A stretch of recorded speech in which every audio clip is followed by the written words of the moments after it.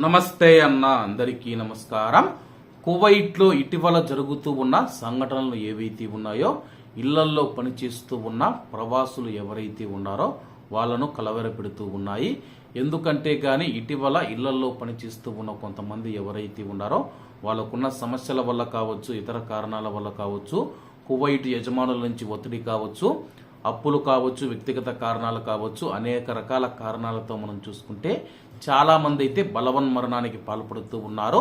అలాగే కువైట్కు ఎందుకు వచ్చామో మర్చిపోయి కేవలం చనిపోయేందుకే కువైట్కు వచ్చామని చెప్పేసి చాలా మంది మానసికంగా బలహీనపడి తమకు చావు తప్పితే ఇంకొక మార్గం లేదని చెప్పేసి చాలా మంది అయితే భావించి ఈ యొక్క మార్గాన్ని ఎంచుకొని తిరిగిరాని లోకాలకి వెళుతూ ఉన్నారు.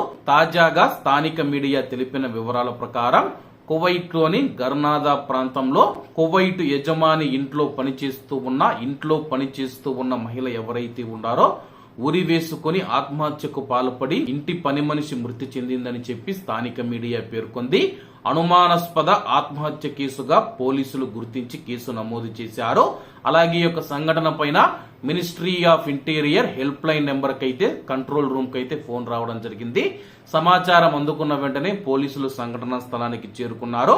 అక్కడికి చేరుకున్న తర్వాత ఆ యొక్క ఇంటిలో ఉన్న తోట ఏదైతే ఉందో తోటలో ఉన్న ఒక చెట్టుకు మనం చూసుకుంటే ఇంట్లో పనిచేస్తూ ఉన్న 40 ఏళ్ల ప్రవాస మహిళ ఉరి వేసుకుని ఆత్మహత్య చేసుకుందని చెప్పేసి పోలీసులు అయితే గుర్తించడం జరిగింది. అలాగే అక్కడికి ఫోరెన్సిక్ బృందాలు చేరుకున్నాయి. అలాగే ఈ యొక్క ఆత్మహత్యలో నేరపూరిత అనుమానాలు ఏవైనా ఉన్నాయని చెప్పేసి అయితే పోలీసులు అయితే విచారణ చేపట్టారు. ప్రస్తుతం అనుమానాస్పద ఆత్మహత్య కేసుగా పోలీసులు కేసు నమోదు చేయడం జరిగింది.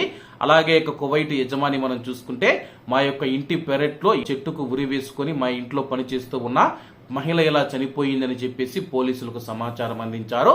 పోలీసులు సంఘటనా స్థలానికి చేరుకుని తదుపరి విచారణ కోసం మృతదేహాన్ని ఫోరెన్సిక్ విభాగానికి తరలించారు. కాబట్టి కువైట్ లో ఉన్న మన భారతీయులు ఎవరైతే ఉన్నారో దయచేసి ఎవరు ఇటువంటి పనులు చేయవద్దని చెప్పేసి మీకు పాదాభివందనాలు అయితే చేస్తూ ఉన్నానన్న. కష్టాలనేవి అందరికీ ఉంటాయి, అవన్నీ ఎదుర్కొని మనం ముందుకు వెళ్లాల్సి ఉంటుంది. దయచేసి ఇటువంటి విషయాలలో చాలా జాగ్రత్తగా ఉండండి.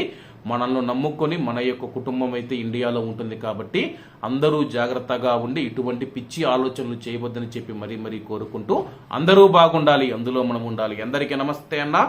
జై హింద్.